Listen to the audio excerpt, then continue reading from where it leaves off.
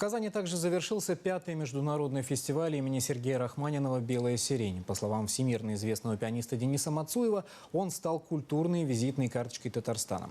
Фестиваль еще молод, но он всякий раз собирает именитых исполнителей и дирижеров. О «Белой сирени» наш культурный обозреватель Дмитрий Пивоваров.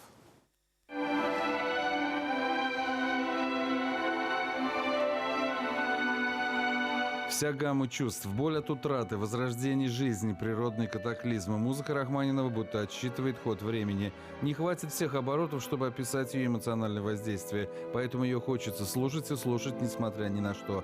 Весьма комфортный жаркий вечер привел в концертный зал имени Сайдашева огромное количество желающих. Каждый закоулок и отрезок зала были закрыты до предела.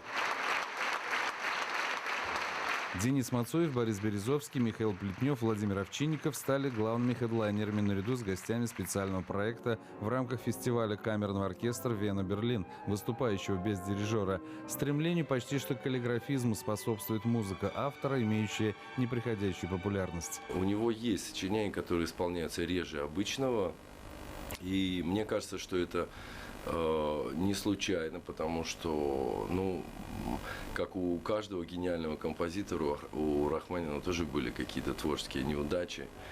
И все-таки мы стараемся исполнять. Я сейчас не говорю о фортепианных концертах, я сейчас говорю о симфонии в первую очередь. Вот третья, на мой взгляд, она не так совершенна, как первая и вторая, тем более.